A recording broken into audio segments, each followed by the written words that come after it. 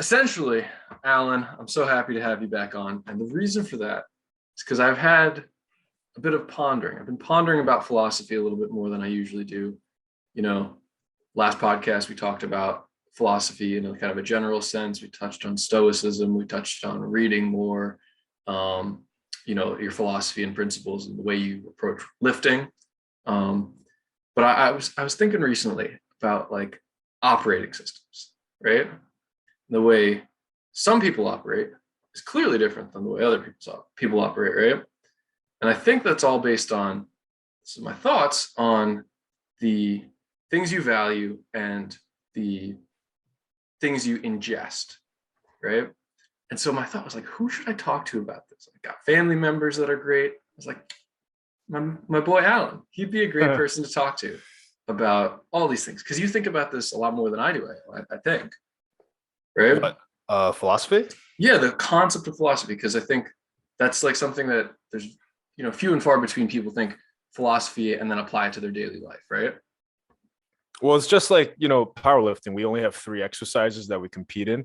I only use very select few quotes that actually, help me in my day-to-day life, in the way I act and the way I treat people and, go about my training. So you want to touch on one of those, and then we could talk about each one of those three? Because I knew you ran by a very like bare bones set of principles and quotes. So do you have Yeah. those three? Uh, Let's go one by so one. a lot of the people back then, they always talk about, death. We talk about death today. Obviously, there's suicide problem. I'm not suicidal. I'm not talking about that. So there's a quote called I think it's pronounced memento mori, which is like, remember you have to die, right? Uh, which sounds, morbid. Oh yeah, you have to die. It's sad. You're not gonna exist anymore. No one's gonna remember you anymore.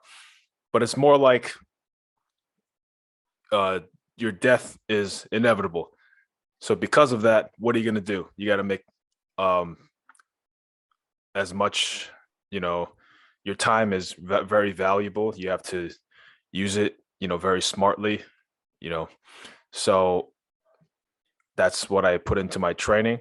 I make sure every rep is with as much effort as I possibly can, as I can put forward into that day, and make sure that I don't, when I put my head on that pillow at night, that I'm not, I don't regret. So, like, I made sure that I'm proud of myself for that day's work. Taking it day at day by day. Another quote that I Well, let's seem to. let's pause on that. So Oh, okay. memento mori is right in its essence, right? It's like it was that's one of the founding Stoic philosophies, right? Is that you're gonna die, that it's inevitable, Yeah. and so it's kind of like it's the old timey. Remember, YOLO was a thing. You Yeah. only live Yeah. once, and people would do stupid stuff as a result of that. Hmm.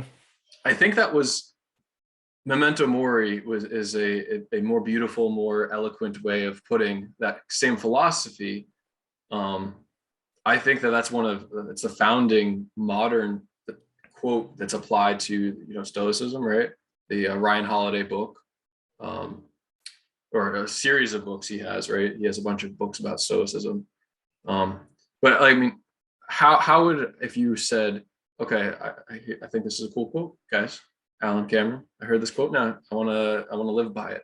So how would I incorporate that into my day to day to really take advantage of this as a an operating system for my life? Memento mori. Yes. Oh, so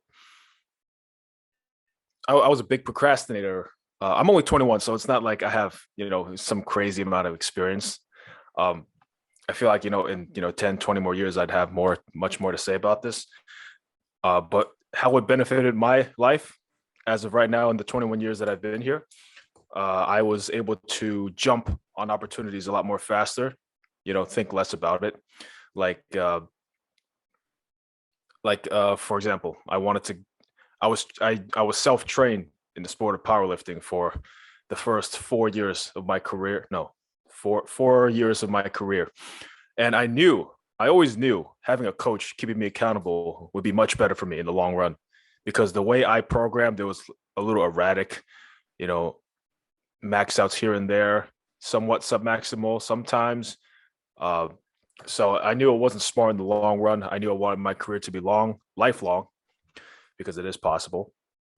Uh, and I kept pushing off the fact that I wanted a coach. I don't know why.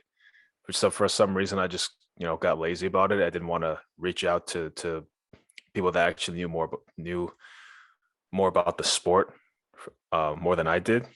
But eventually, I did, and I'm working with a great coach, Jacob Dillenhill. Shout out to that guy.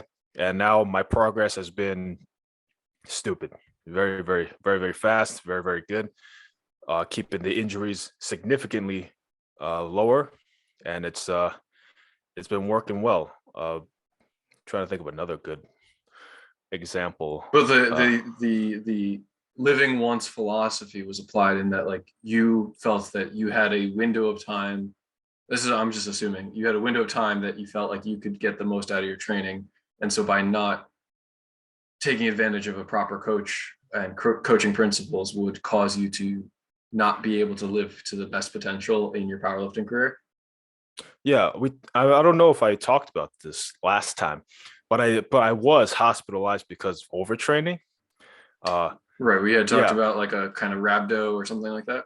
it wasn't rhabdo, but it was I knew it was overtraining. The doctors were like kind of freaking out. They were like, "What? Why is this happening?" But it was essentially from the stupid volume and the stupid amount of weight Right. over months and months of time, and it wasn't smart. So I needed someone that could actually you know auto regulate, figure out intensities, when we push it, when we don't push it, when we push back, when we deload, when we go into a phase for hypertrophy, when we go to a peak phase, all that good stuff. So I don't need to worry about that anymore. I got my coach. He's got the brains on that. So he's helping me out. I just have to worry about lifting whatever's on that paper for that day. So all I just got to do is put my best effort for that training session. Okay. So that makes sense, right? So that's a solid philosophy. I mean, I've implemented it often in terms of big decisions, right? There's the small day-to-day decisions, but I think that the memento mori is like a big thing. Like, when you map out your career, you map out your major life decisions. It's like, hey, like, we have to go all in often to take advantage of the most of life. And I'm mapping out my next 10 years. In the past few weeks and months, I've been thinking about the next 10 years and that trajectory. So I've been definitely living by that philosophy as well. What's the second quote? I'm getting excited about this one. We suffer more in imagination than reality. That's I literally just screenshotted that quote again because it's my background on my phone now. Yeah, that is like textbook. I overthink a lot, in just daily life. I was a very anxious kid, very, very nervous about just nothing really. If there was like a project that was a presentation that was going to be happening in 10 days time, I'd spend like 8 of those days thinking about how horrible it could go. And then when it happened, it was a good presentation. And I was like, why did I freak out about this? This was just completely unnecessary. 8 days of just unnecessary stress. And stress, can manifest in the physical types of problems too, and you don't want to keep that weight on you the whole time. So it's better to let go of it, and react in the moment. So the same thing that goes to training, in jiu-jitsu, there's catastrophic injuries in jiu-jitsu. You can maybe one day your ego can get the best of you and you don't tap to the armbar. You're like, I'm going to escape it. I'm going to escape because I can't live with the fact that this guy will tap me out. So I won't tap. I'm going to try to escape the best I can. What happens? Your elbow snaps. Yeah, that can happen.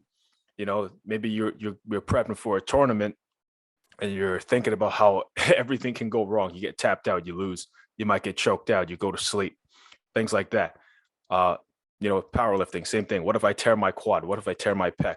What if I miss the weight? What if they misload the weight and I have to reattempt it again? Throws off my whole game. Things like it just your mind plays tricks on you. You start spiraling out of everything that can completely go wrong. When there's a, you know, grass on the other side of the fence type of thinking, you can, hey, what if I break the stake record? What if I, get a podium win in that jiu-jitsu tournament? Thinking just a different way. I'm still working on this. I still get, negative thinking here and there. It's natural.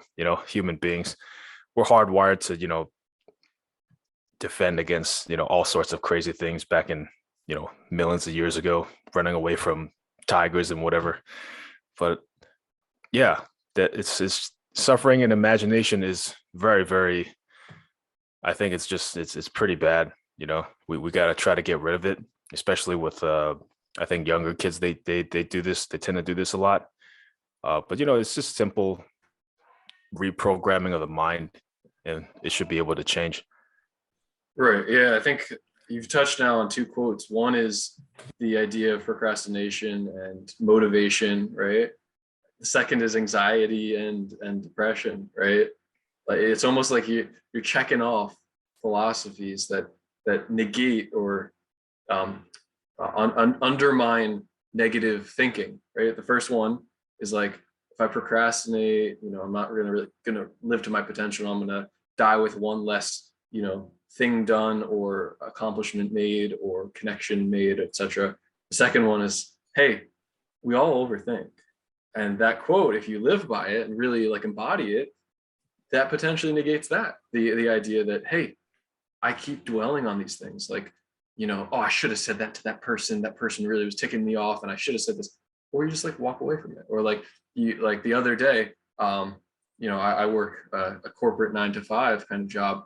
And, we were going back and forth a little bit. And I accidentally cut the guy off and verbally, right? And he kind of told me off a little bit, right? And the reason why is because there was a back and forth. There was a bit of a conversation, as you had. It's not like I talk and you talk, right? So in life, it's a lot of banter, back and forth, whatever. And so then I dwelled on it for a little too long, and I realized I was like, I'm feeling bad about something that he probably has forgotten. I should have forgotten, and it's just causing me to be in a negative mind state, thinking about other things when I really should be just moving on to the next thing. So I totally, now we're onto two of the major three that I think everybody should embody. But you've got a third, right? Yeah, I kind of have like two more, but like there was one that so I started reading Seneca, the book, and I think in the first page it said, I got it written down, for we are mistaken when we look forward to death. The major portion of death has already passed. Whatever years lie behind us are in death's hands. What a freaking heavy hitter when I read that. That's like Right. I was like, holy shit. That's Explain the thinking on that quote, because it's a longer quote than these other ones. So what's the idea he's trying to tell with that quote? so like death, right? So I'm not even sure how to explain this, but I think it kind of goes back to memento mori a little bit, right? Right. Saying that we have to die, and try to live each and every single day to the best of your ability, and try to have a good impact on society.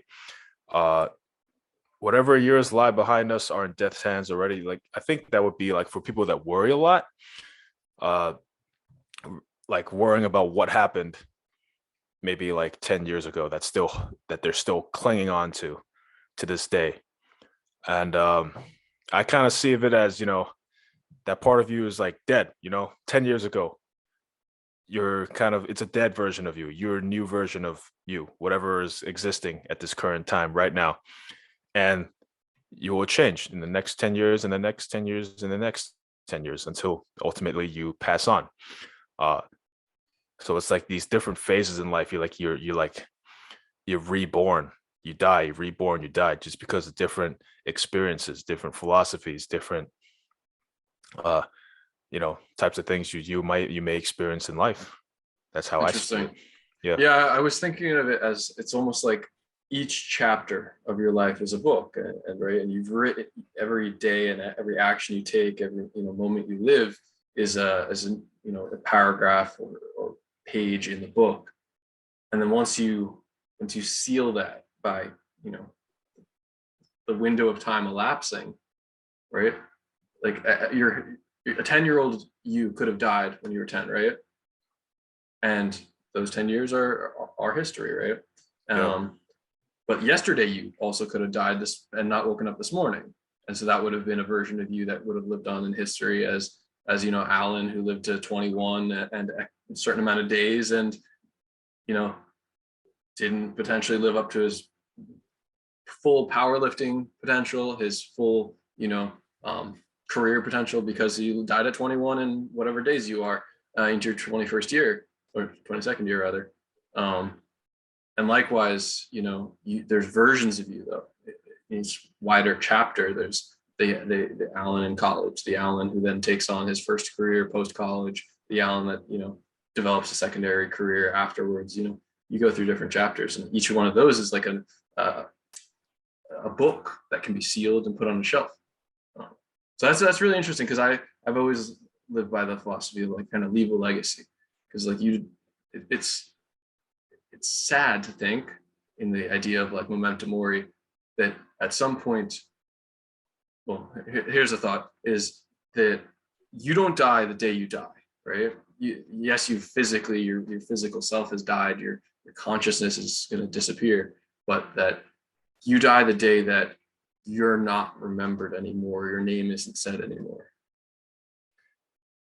And Yeah, that's where that leave a legacy comes in, is like I want to leave a legacy of my name remaining on, you know, on the books for as long as possible, being mentioned as long as possible. It's like, I forgot who said this, but it was like I thought it was a pretty good quote. It's like, you die at 25, but we don't actually bury you until you're 70, something like that. Right. I've heard that. Yeah, it's like leaving the legacy. That I go with that a lot. It's like kind of like rejected in a way in today's society, where, you know, it's not as, because like leaving a legacy would be, that's like you're going beyond, pushing way beyond. It's like David Goggins. Who the hell wants to run like 30 miles a day, whatever he's doing, right? And I can for sure, I'll be talking to my kids about David Goggins, and they'll be talking about to their kids about David Goggins. He'll be remembered forever. Something like Michael Jordan. He's won, you know, 6 NBA championships. His name's never going to die in the history of basketball. It'll be always there, because he pushed beyond measure. If anyone ever watched The Last Dance, that documentary, he was an absolute dick to his teammates, because he wanted to win, he wanted them to be on a standard of like, if you don't want to win, get the hell out of here, right? So he was always yelling at them, like degrading them, but 6 NBA championships, right? Yeah, absolutely. I think, yeah, that the thinking about death is a part of the operating system, kind of going to the wider theme of this conversation, the part of the operating system that helps you put into perspective whatever you're doing, right? If you think of, if you touch on the thought of death when you're 25 and you're about to make a career decision, and you realize like, is this career going to be the last thing I'm remembered for? Or is, right? So like, oh, so I you know, I'm working in, this is not my actual career, but like the hypothetical person is I'm working in insurance sales that, you know, just milks people for their cash. My target customer is a, you know, a 70-year-old, you know, single lady, and I'm going to sell her the insurance because that makes me the most of my bonus. You're like, do I really want to be remembered for that? Am I providing value outside of me getting a paycheck that's the fattest paycheck I can get? You know, and it's like, maybe that's not the best approach. Maybe I should find it. Obviously, money, you know, being able to sustain yourself is important, but if it's at the expense of that, so like the thought is, do you use the thought of death as the barrier? Do you use that as a decision-making factor? I think you should. Right? The thought of death. Right, is okay. If I died on 26, I've spent a year essentially scamming people out of the best insurance packages that get me the biggest bonus. You know, I've lived a great year, making great bonuses, but then now I'm remembered until my name is quickly forgotten as the guy that you know, who made a decent living selling bad insurance or something like that, right? So that helps kind of like put into perspective your decision making around major life decisions. Yeah, it's sort of unfortunate that sometimes things are out of your control, that sometimes you may have to actually, if you really want to dig yourself out of that financial hole, you might have to keep on scamming. It might have to be that path you need to take, because there actually might not be no other, like any other option other than doing that. And the other option might be, robbing a bank. And that that might not be All right, the all best right. idea. Well, maybe that example was a little bit too harsh. How about a cubicle life? You're 25, same point in life, and you're about to sign up for because you can see the average age of the coworkers around you, and that's going to pull you, right. You're the average of the 5 people around you is a common phrase thrown around in personal development, but now you see the average age of the people around you. Are they all people in their 50s that have been working here since they were 25? And you're 25 as well. Am I going to be pulled into it? Is the culture, is the behaviors of the people around me going to pull me in and suck me in to be living out this for the rest of my life? And then that thought of death is going to say, hey, it's from now until death. Is this the life I want to live? Right? Or does it incentivize you to say, okay, so maybe this is a temporary thing. Let me, on the weekends and evenings, and really milk the most out of life. That's the other side. You can say, okay, this is a temporary thing. This is one facet. This is one bottled up portion of my life, and I can live an actualized life outside of that. Right? Yeah, it's the only problem is if you take that cubicle 9 to 5, staring at a computer all day kind of job, and you're like, well, if you're happy with it, that's a different story. Whatever, Sure. do you be happy? Sure. But if you know you can do better, and you're like lazy, and you just sit there and you're like, oh, start tomorrow, start tomorrow, start tomorrow. Yeah, there's a problem there, isn't there? Because the memento mori is meant to get you up off your ass. If Right. if the job, if you're complaining about your boss, and the paycheck's not good, you know, you go home, you complain to your wife, whatever, you rant, and it's kind of your fault if 10 more years later you're still there. Right. Yep. And that memento mori goes back to that.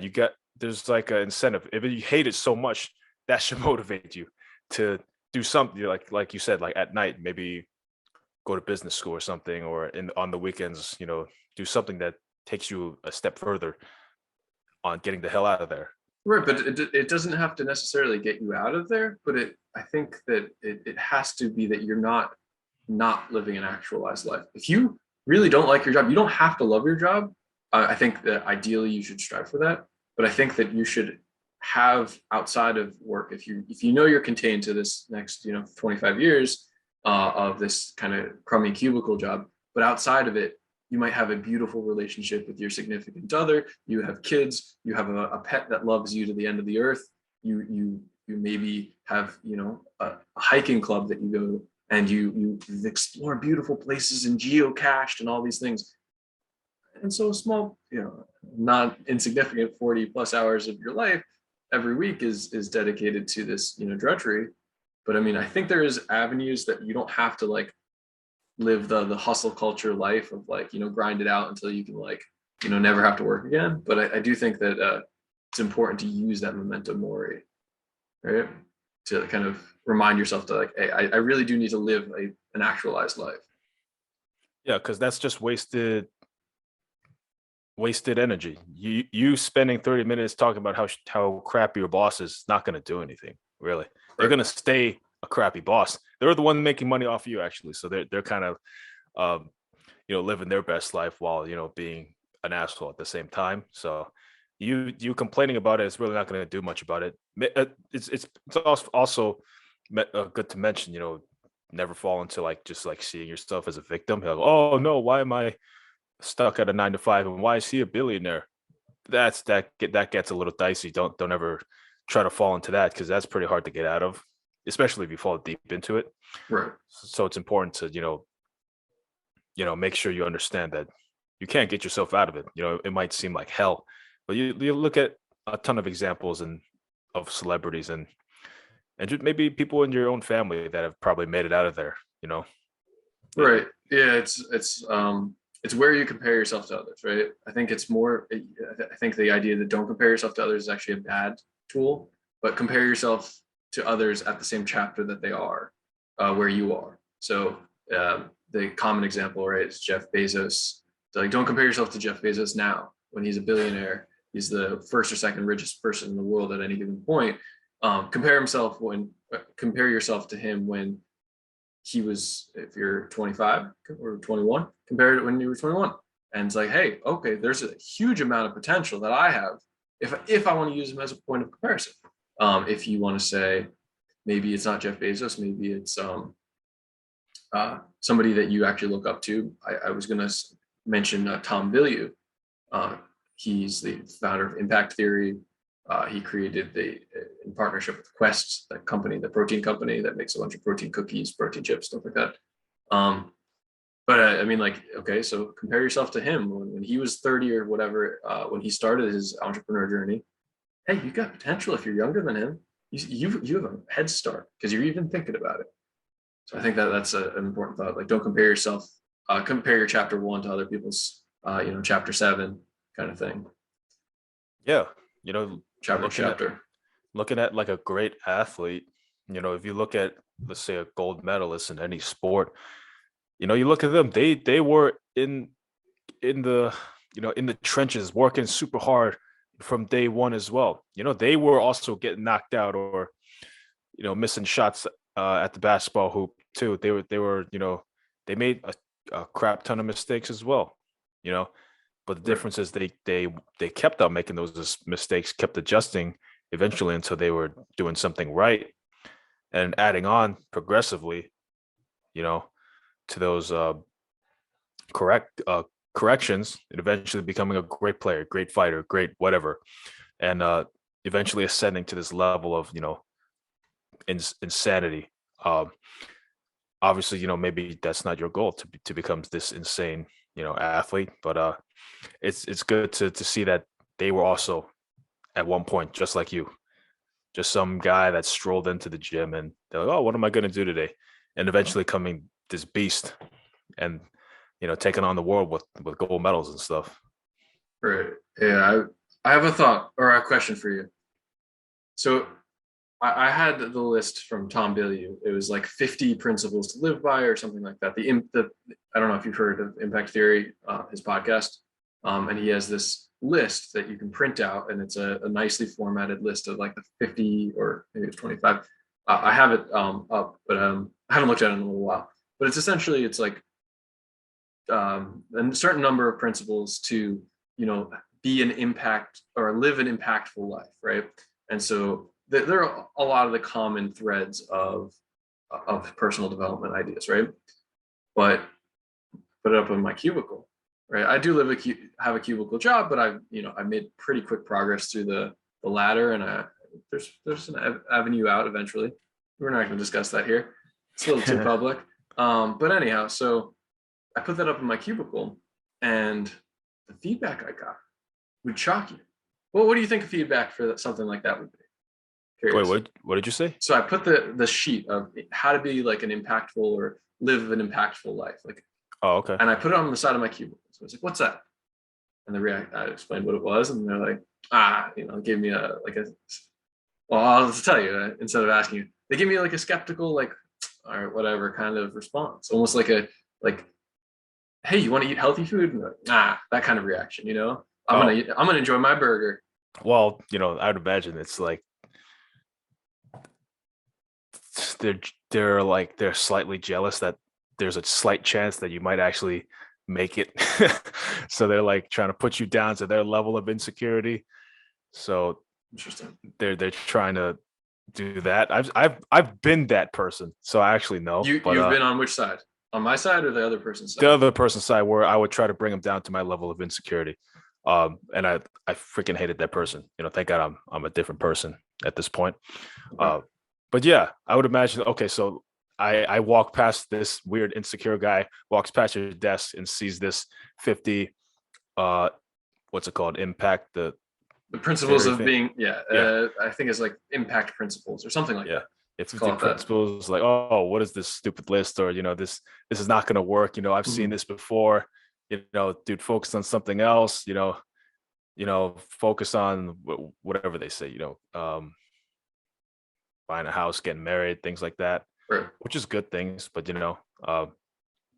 which is probably what I would say as an insecure dude. Well, this was pre. I mean, so you follow a bunch of the principles that are like Stoic principles, right? You have Seneca, Marcus Aurelius quotes floating around in your head, but Right. you would generally say like Stoicism is the operating system you live by. Um, yeah, I would say so. Yeah. When do you think that was implemented into your life? Because like you're describing a pre better version of you. So when was that, and like your thought of bringing people down to your level? That was pre Stoic philosophy being incorporated into your life. Oh, that was way before. That was like way before powerlifting was ever a thing in my life.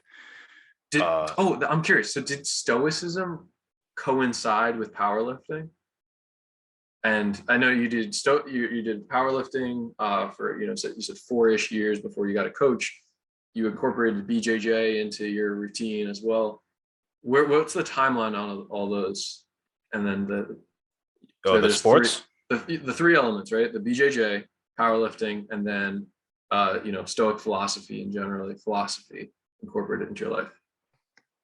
So powerlifting was summer of 2016. I just graduated 10th grade, so I was still in high school. All right. And at that time, that was lifting weights was, I think at that point, it was something else to do. My parents went to the gym. They're like, "Do you want to come?" I'm like, "Sure." All right. Uh, and I knew kind of the basic barbell movements. And it was like stress relief. It felt good. At that point, it didn't really mean much. I wasn't really that strong anyway. I was just going, and it just felt good. Uh, let's see, like around maybe 2018 when it was like I was getting up there in strength. But I was like a cocky dude, sort of. Like it wasn't noticeable, but I was like kind of a dick sometimes in the way I spoke about how strong I was. And to this Okay. day, uh, I think about maybe 6 months ago. Okay, wait, no.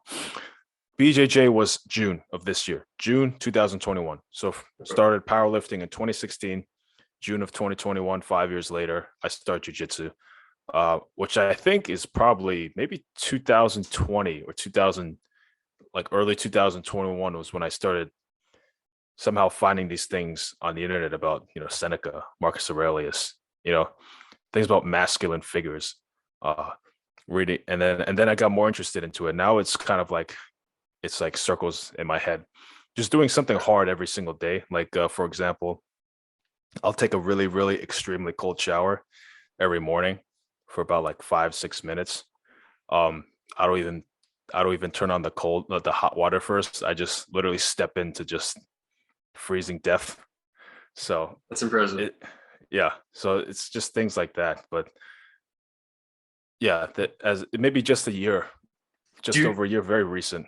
do you feel like your trajectory, let's call it, ever since you like embodied these principles or started exploring these ideas has like steepened? Because I think of things as trajectories, right? Like you've got your average person as your average American, let's call it, or average Western person in Western culture is pretty flat, right? They get out of their life is here and then they flatten, right? Because they don't change. They're not going to accrue more impact in the world, more career potential, more life potential.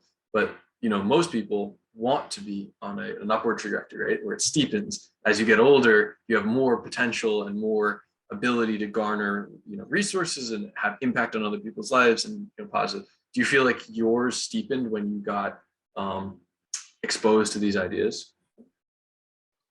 Maybe not in the beginning, because it's good to have them, but at some point you got to act on them. And I think I'm only just starting to act on them, um, to actually start moving my life in a better direction. Okay. At first, I was just reading them, like, oh, that sounds cool. Memento mori, remember death. All right, that sounds cool. I never really applied it. I just looked at it as a cool quote. I'll post it on my story. Get a couple likes, whatever. Um, but when I started applying it, I think it is getting up there now. just because I'm able to control my emotions a lot better. We typically think of a Stoic as, bland face, all that. That's not all that, but it's a one part of it. element. Yes. Yeah, it's Yeah. one element, being able to control your emotions. So I'm able to do that a lot more. Jiu-jitsu has definitely taught me how to control my emotions significantly better, 10 times better. I'm like so much more chill as a person now. I used to be very, short-tempered. Now I'm like literally like a Zen yoga dude. Like I'm literally just very, very calm now. Uh, and yeah, just applying it to daily life, I was able to, just looking at other figures too, just people that love to just dive into super, super difficult things every single minute of their life. They're just thinking about it. Like David Goggins, he just jumps into a freezing lake just for no other reason than it's actually difficult. He doesn't run. He runs 100 miles not because he's trying to get the benefits of the cardiovascular. At that point, it's willpower. Right. So He's a freak of nature, I'd say. I don't know at this point if so initially when he came out about his crazy behavior and stuff like that, I was a little skeptical that um he was doing it to build a brand, right? He was doing these crazy things. Now he's calcified it because I was expecting him to have a burnout, him to have a lasting injury. Like he recently had a significant piece of muscle torn out of his leg or something like that due to a surgery. I think he had like a thrombosis or something. what? I could be spreading fake news, but I saw him share that, and I was like, okay, is this going to be the moment that he like falls apart? Oh no, just kidding. He's actually going harder, harder in the paint on this do hard things principle. But I think not everybody can do that, right? Yeah, not everyone. Not everybody can do that, but also, you know, obviously there's you have. I think about it. It's like doing physical things wears on your body, right?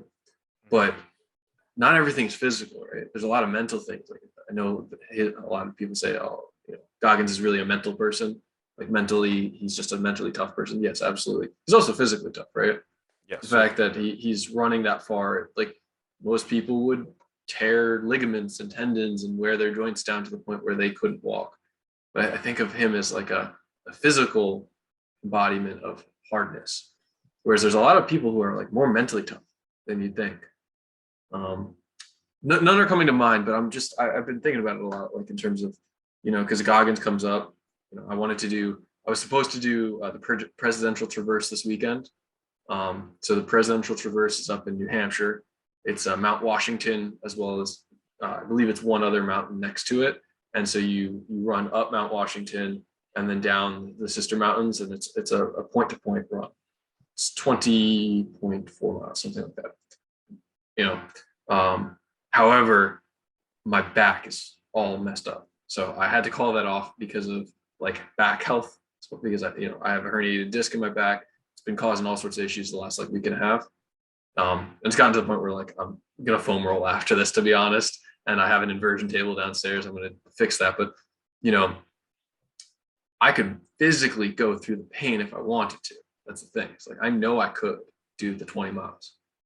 Question is, in 5 years, am I going to regret doing the tough thing? And in 5 years, am I going to have permanent back pain? Not just this transient, week and a half long thing of back pain and suffering. So I think about that, and I just like, Cam, are you being a bitch because you're not going? and I can't tell. And that's the tough thing is once you adopt these ideologies, right? This idea like, oh, do hard things. Now I have to second guess myself. It's like, is it because I'm a soft person that I'm not willing to do it? Or is it because I'm actively thinking out what's a good or bad thing to do? So what are your thoughts on that? Like you heard my decision making, you heard like, a little bit about my back pain and stuff. Was I being a little bitch? Be honest. No, I don't think so. If you look at the anatomy of my spine, I'm pretty sure there's something, maybe some sort of herniation. I've had back pains too, which I've healed, come back from. I've trained through them, but not like on crazy programs and stuff. Okay. The not be a bitch mentality would only come into like in like extreme situations. It's like if you're like 30 seconds left, you're down by 1 point in a match. Okay, you better not be a bitch. It's time to work. Sprint hard as fast as you can. Try to score 1 more point or 2 more points to try and win the match. Um, if you there's like levels to this. David Goggins is like level like 10,000. I'm like on level maybe 200. He's like way up there. He's like the pinnacle. He would literally run a marathon if he had shattered kneecaps. He would still do it. I believe he would actually still do it. Okay. Obviously not good for you at all. He had his knees drained. He doesn't care. Still runs. Obviously not good for him. I see it as, as long as you're still pushing yourself, it's better than sitting on a couch, right? It's when people are herniated this, you're trying to fix it, right? The typical response is, "Ah, crap, it's part of aging. Now it's just trying to sit on my ass and not do anything about it, slowly deteriorate," which is the typical response. I'm obviously, I'm not doing that. I mean, today I hit, a pull workout. So I do a push pull legs workout split. My last leg workout was just a volume, high intensity, like walking lunges, Bulgarian split squats with a single dumbbell and, support. So like, I'm not killing myself at a physical level, at least vertical loading of my spine. But yeah, I definitely think I'm still doing tough things. I haven't officially, signed out of life, but I definitely think that I have to think about or purge myself of the thought that I have decided to bitch out on this specific activity. There are some moments in your life where sometimes you have to push it just so you can do it. Like I've wrestled a match where I dislocated my shoulder, and I didn't tell the coach that I dislocated mid-match. I'm like, I'm going to try to finish this guy. I lost the match, but to this day, I don't regret it really, because I was like, damn, I knew I have that animal inside of me that if I want to, I can keep pushing if I want to. Obviously now if I really mess up something, I know how to properly, recover from it and, take some time off. But it's inside here, like you want to keep on progressing, right? It's not like you're herniated disc, you sit on your ass and just never do it. I mean, you know me, I'm still pushing. I mean, I'm doing, I'm really trying to push my bench press I thought 315 was doable this year. I don't think, based on my, again, trajectories, thinking of that, I think definitely get 2 plates this year, or 2.5 plates this year, so 275.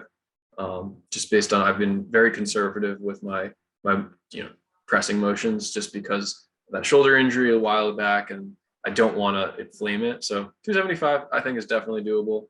I'm getting a little chunkier, 175-ish pounds. That changes. I hit 177.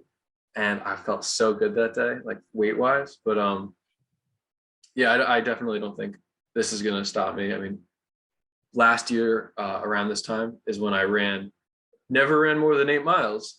But me and my buddy, we ran in near Amherst. There's a loop that we did. There's run. There's like the Seven Sisters Mountains, and so we ran a loop of the mountains. And it was supposed to be something like 12.5 miles. We made a few wrong turns, ended up being like 14 miles. So, oh, wow. Okay. Oopsies. That was almost double the distance I've ever trained. And it was I wish we had a camera person with us, like running or on a bike, one of those like electric bikes riding along next to us. Cause it was like, we were screaming some Goggins level, war chants as we're running. I don't know if you've been following my Instagram, but I do run now. It's been maybe like 2 months since I started, and it's not even, there are benefits obviously, but it's a mental training exercise. Like absolutely. My calves are just on fire. Who's gonna carry the boats? Just keep running. Yeah, me and my buddy were shouting that, and who's gonna carry the boats, and you don't logs. know me. Yeah, you don't know me, son. Yeah. And and we ended up knocking that out, and the evening we were recovered, and it was like, that wasn't too bad. I think I'm alive right now. I drank some water. I feel pretty good. Do you think we could do this tomorrow? This is because it was on a Saturday, right? And I had to head home that Sunday evening. So, it's shocking what the human body's potential is when your mind isn't your limiting factor, right? Like having trained 8 miles, runs 14.5, let's call it.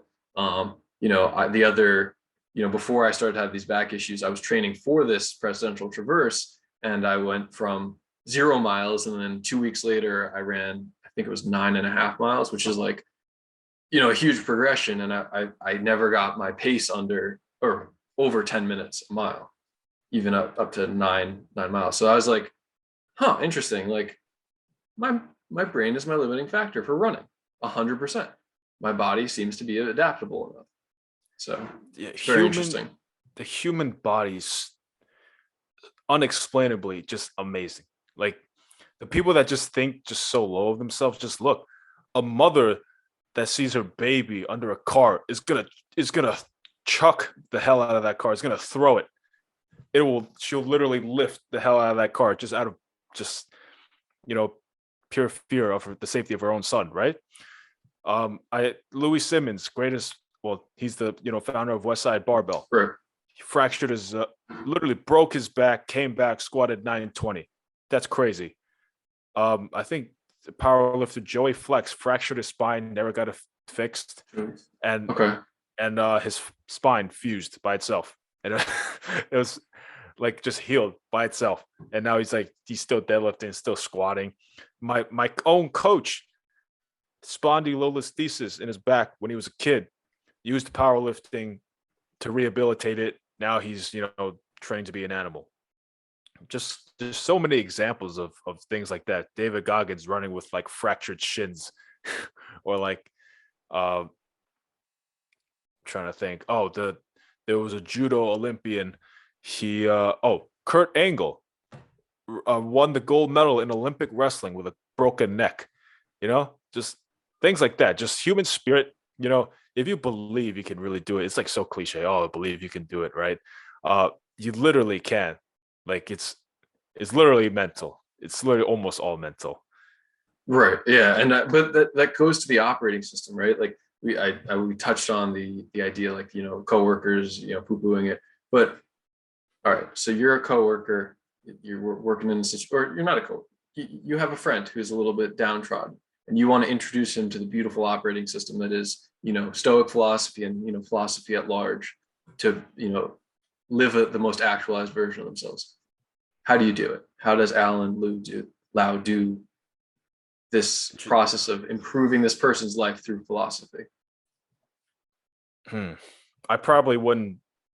My typical response would be like some sort of drill sergeant, just like toss him into the wolves, which he would probably not respond to very well. See, I was talking with, I've talked to a variety of people about this. There's an idea that some people need a motherly figure, and some people need a fatherly figure to get the most out of out of themselves, right? So like, I respond well to the fatherly level kind of, I call it bullying, right? You bully somebody in.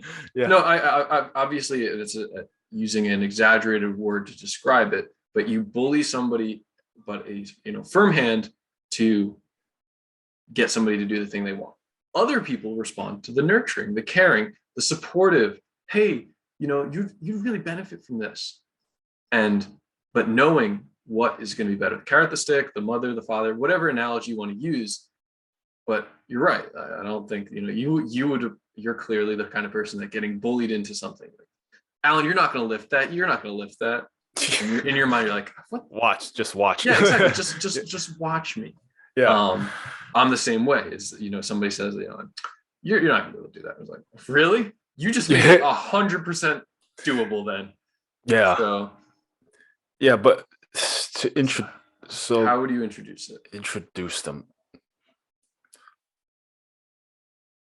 Well, I would say I'm a work in progress. So I'll tell them, hey man, let's say they had a problem with like fitness or something, and I can introduce them to this Stoic philosophy that could actually potentially introduce them to better healthy habits. Not just eating ice cream all day.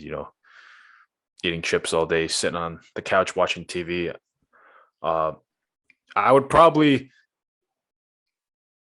show an example of what could happen to them. Be like, hey, look at the percentage of obese adults in America. look at all the potential diseases, chronic diseases, all the cancers, all the bad things that could potentially happen to you if you have this bad habits in your life.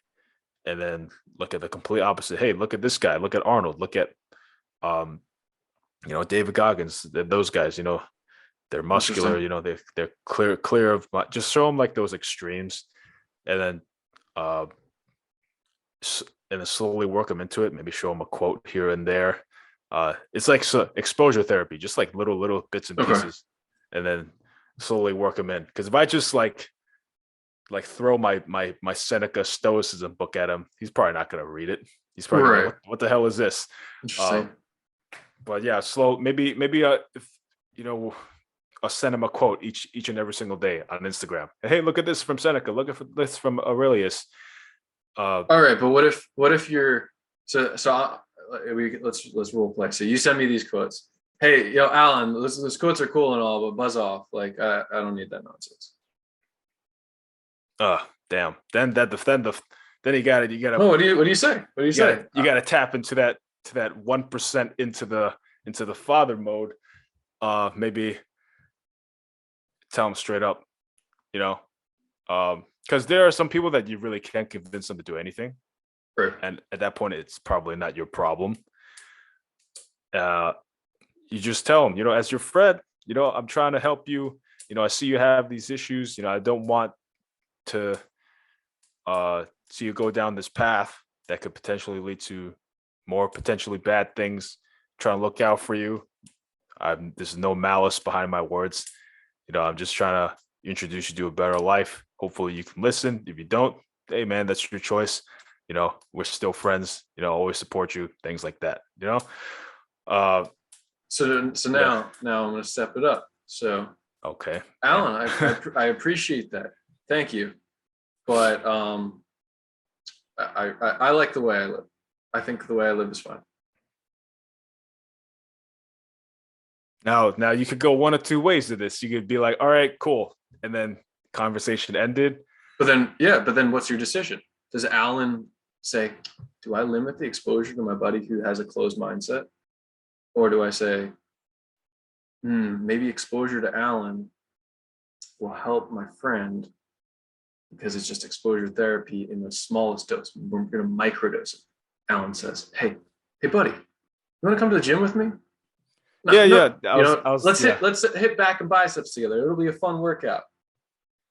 Yeah, And things then like that too. you're going to have to suffer because that's honestly the way I would do it. It's tough. It's so tough. I think of who is the person I'm thinking about to create this analogy.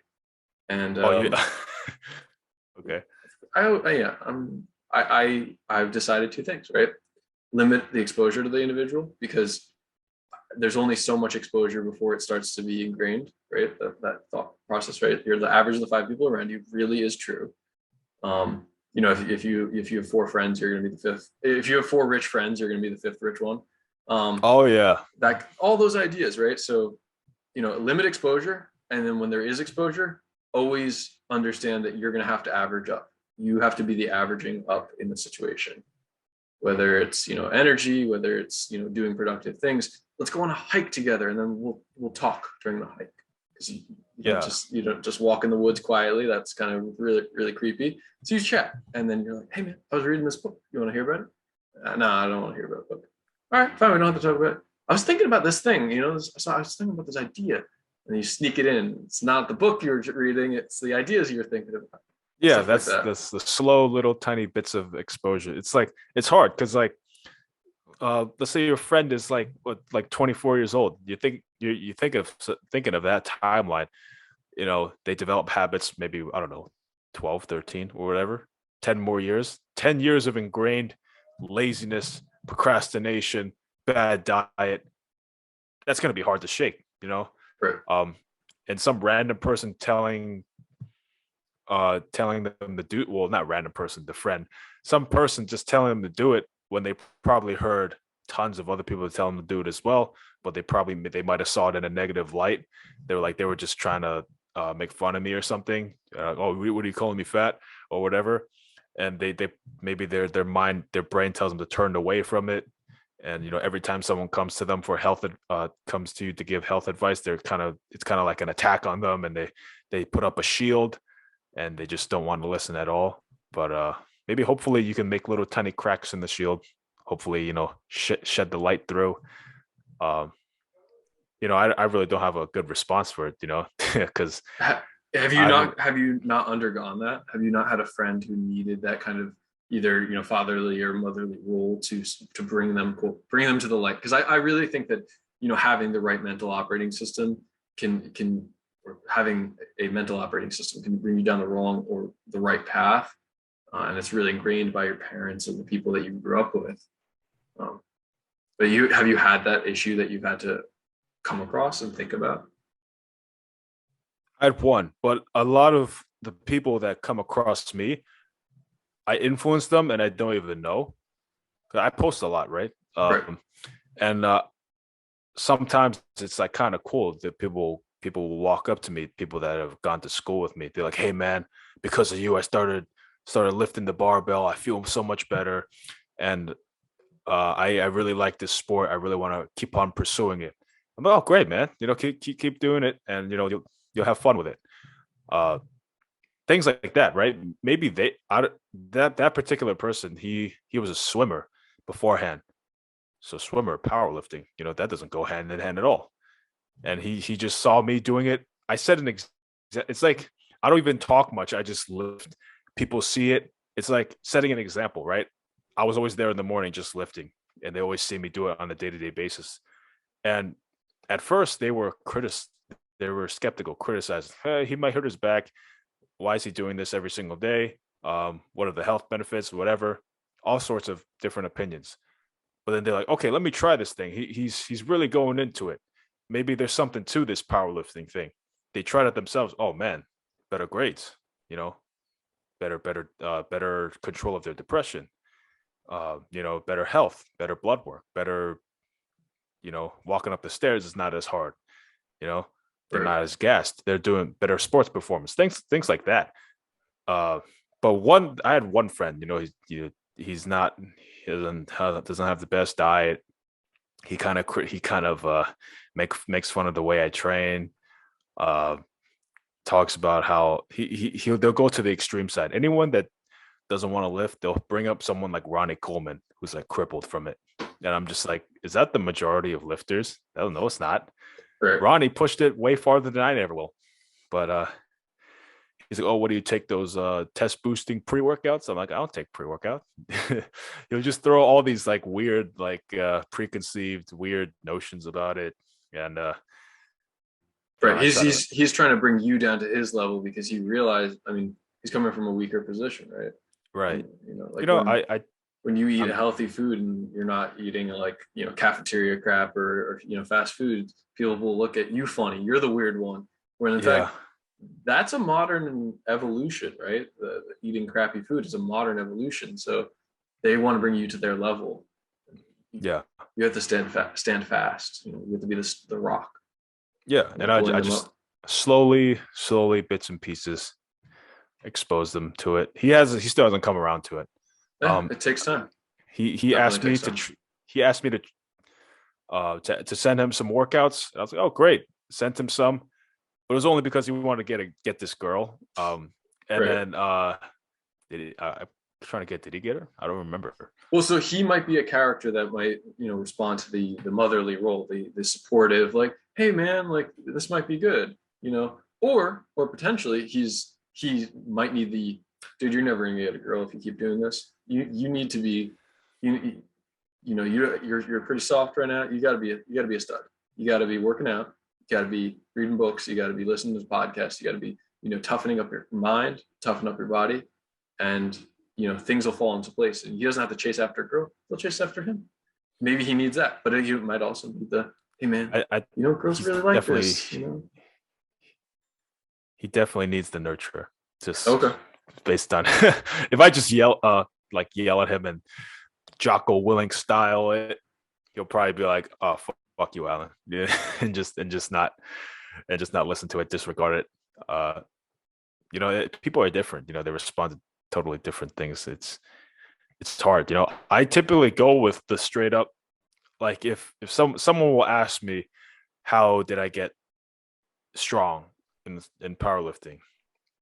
And I'll just say, train for, your whole life. Train for years on end and just love it. And they're just like, huh? It's not the creatine. It's not the whatever 40 grams per body weight of protein, whatever they say.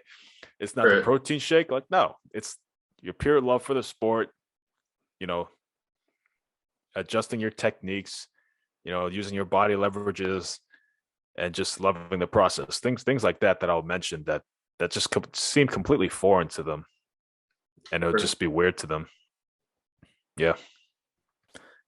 Awesome. I think I kind of want to wrap it up here, having touched on every facet. We've touched on, why it's important, the operating system you live by, and how to introduce potentially other people into it. I really do appreciate having you on. I want to kind of touch on one last note. So you have 3 quotes that you kind of live by and all that. What is your value system? Do you have 3 values? Do you have 5 values? What are the things that you value? Does Allen Lau value? Values, just like in general. Yeah. What do you value?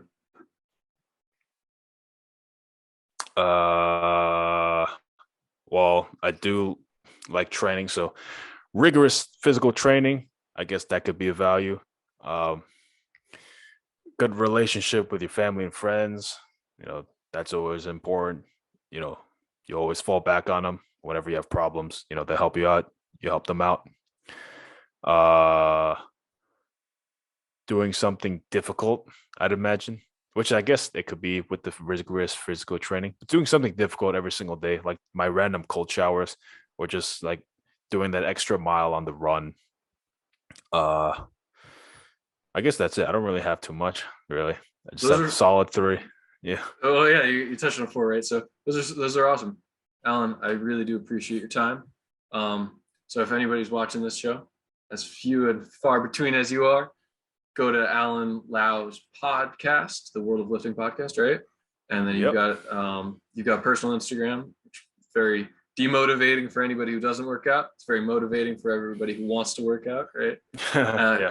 And I'll throw those in the description of this the audio and then the video as well. All right, man. So thanks for having me on, or whatever. Thanks for coming on to the show. Yeah. It's nice talking.